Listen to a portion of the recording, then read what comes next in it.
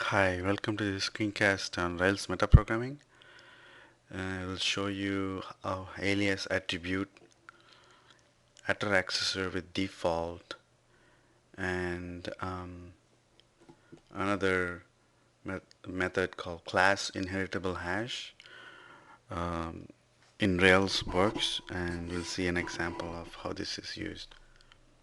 So let's get started.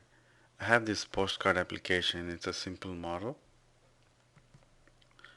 and the postcard has attributes. Let's check what those attributes are.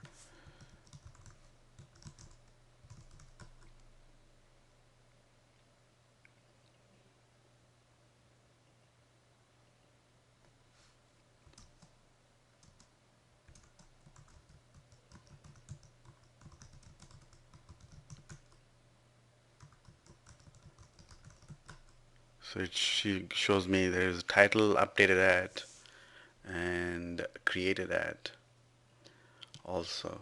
So let's say print the title. Say name. There's no such thing as name. Okay, now we're going to create an alias.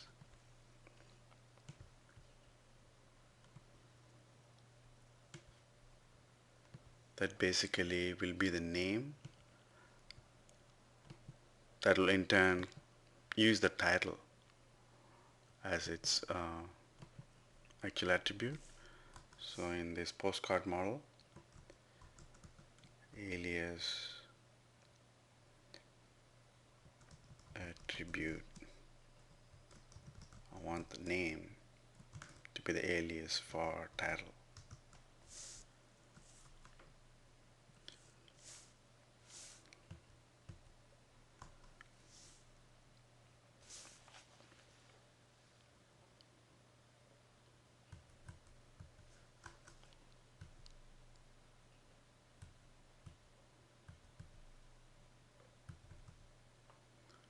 P dot title is Valentine's Day. Name, now it knows it's Valentine's Day. So it's an alias because this alias attribute is essentially having a method name and then just returning the title.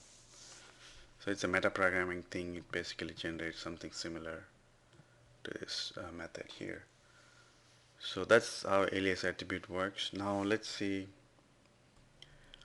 how attr accessor with default works. Let's create a new class. Attr accessor with default.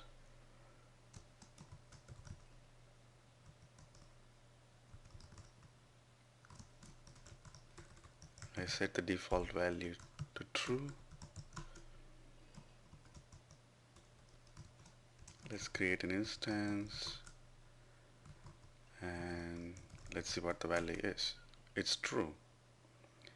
So that's how attr accessor with default works. It basically sets the default value when when the class having the declaration is instantiated.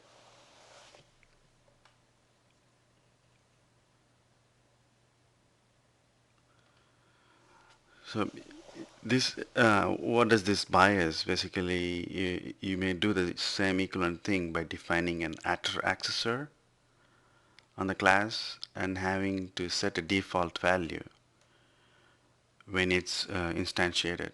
So you do both at the same time by just having this one statement here. So it's kind of like a shortcut. And the last one is,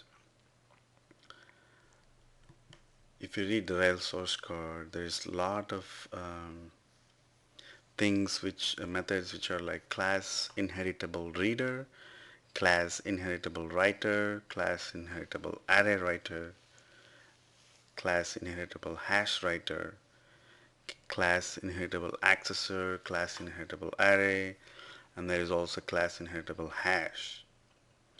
There's a lot of these things going on, but the concept is the same. I'll show you by example how that works. So let's say I have a class bar and then I have class inheritable hash and then say quality. Okay, self dot quality equals rating, let's say 100, and then performance, let's say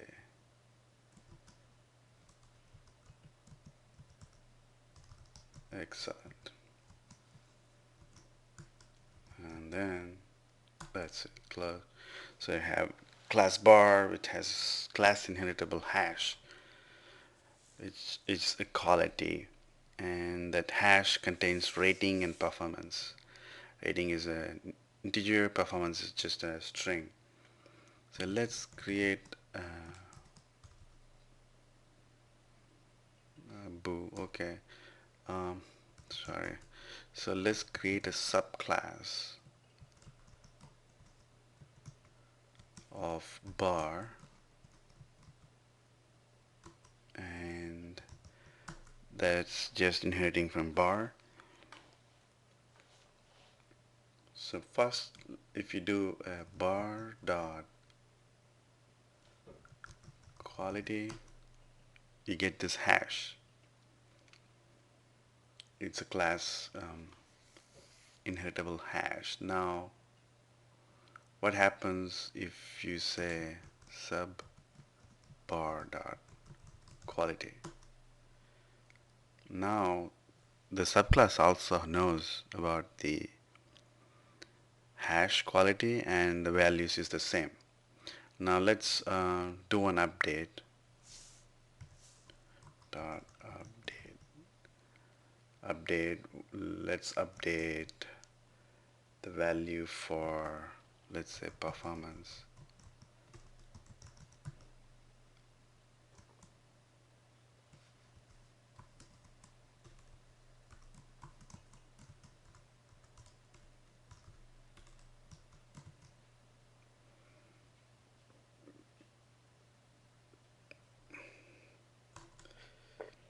So that's modified. Let's check the bars quality.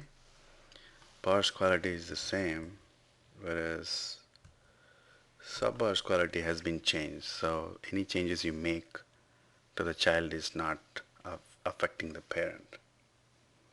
So that's how the class inheritable hash works. That's all for this screencast, and if you enjoyed it, please recommend me on working with Rails. Thank you. God bless.